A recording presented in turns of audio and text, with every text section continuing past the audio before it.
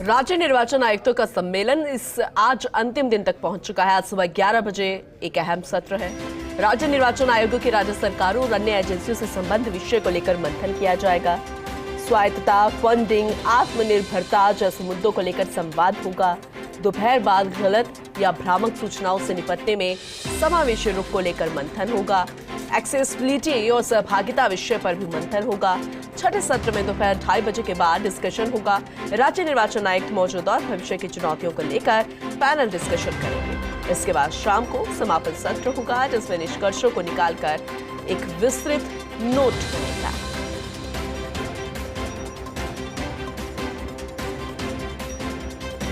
ज्यादा जानकारी के लिए हमारे सहयोगी डॉक्टर ऋतुराज माउंट आबू से हमारे साथ जुड़ चुके हैं, उनका रुख करेंगे।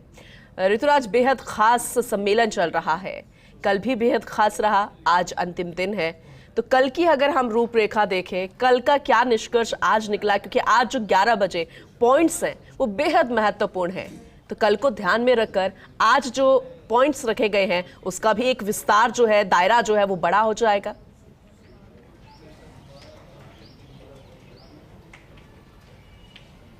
देखिए, पहले पूनम कल की बात कर लेते हैं।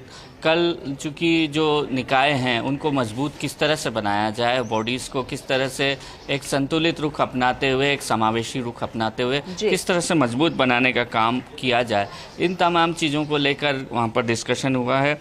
साथ ही साथ जो राज्य निर्वाचन आयुक्त अलग अलग राज्यों से आए हैं, उन्होंने अपने अपने प्रैक्टिसेस बताई हैं कि किस तरह का वहाँ अनुभव रहा है उनका, क्योंकि हर का जैसे जैसे भौगोलिक क्षेत्र हर राज्य का अलग अलग होता है, वैसे ही वहाँ पर जो मतदाता जागरूकता है उसका भी स्तर अलग अलग देखा जाता है। तो उसमें किस तरह की तकनीक अपनाते हुए और चुनाव प्रक्रिया संपन्न किया जाए, तो इसको लेकर खासा डिस्कशन हुआ। महाराष्ट्र के राज्य निर्वाचन आयुक्त थे, उन्होंने अपनी बात कही। साथ ही साथ जो अन्य राज्य निर्वाचन आयुक्त हैं उन्होंने भी अपनी बात रखी। दिल्ली के भी राज्य निर्वाचन आयुक्त यहाँ पर आए हैं, और साथ ही साथ जो सचिव स्तर पर कई राज्यों में राज्य निर्वाचन आयुक्त नहीं हैं, लेकिन सचिव स्तर पर जो उनके फाइंडिंग्स थी वो उन्होंने पेश की। आज की बात करें तो बेहद अहम सत्र करीब 11 बजे से ये शुरू होगा, क्योंकि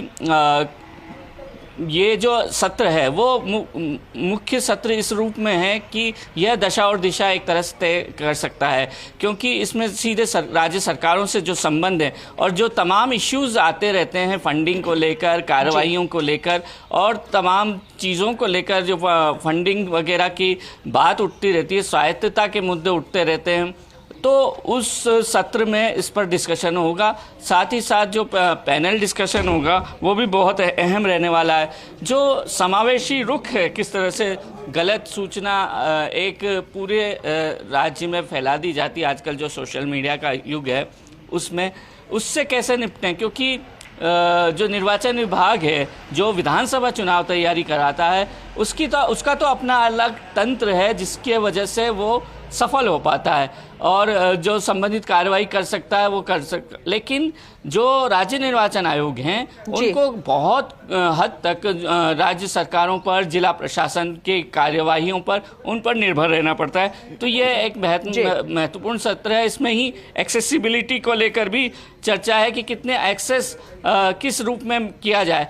खासतौर पर कल राज्यपाल ने इस बात को रेखांकित किया था कि जो संसाधनों के औचित्यपूर्ण तरीके से उपयोग किस तरह से कर सकते हैं राज्य निर्वाचन आयोग, जिससे कि धन का जो अपव्यय हो वो बचा जा सके। क्योंकि अगर राज्य निर्वाचन आयोग की बात करें नवाचार की, तो खुद मधुकर गुप्ता ने नवाचार किया कि 3 महीने से भी ज़्यादा कोई जो चुनाव है वो पेंडिंग नहीं रहेगा। तो चुनाव लगातार बार बार कराने पड़ते हैं, उपचुनाव कराने पड़ते हैं, इस वजह से फंडिंग की बार बार दिक्कत आती है और फंडिंग के लिए बार बार रुख मुंह ताकना पड़ता है जो राज्य सरकारों का। दूसरे स्तर पर अगर बात करें तो कई बार ये देखने में आया कि जो कोर्ट केसेस जो होते हैं उसमें राज्य सरकारों और जो राज्य निर्वाचन आयोग है उनमें तालमेल कहीं न कहीं नज़र नहीं आता, क्योंकि कई बार ऐसा देखा जाता है कि राज्य सरकारों का जो रुख रहता है वो टालम टोल रवैया वाला होता है और वो सही तथ्य कोर्ट में पेश नहीं करते, जबकि राज्य निर्वाचन आयोग जल्दी से जल्दी चुनाव कराना जानता चाहता है और वही मंशा रहती है कि जल्दी चुनाव प्रक्रिया संपन्न कराई जाए और कहीं भी रिक्त पद नहीं रहे। इसीलिए इंतजार किया जाएगा कि इस पूरे मंथन के बाद जो निष्कर्ष निकलता है,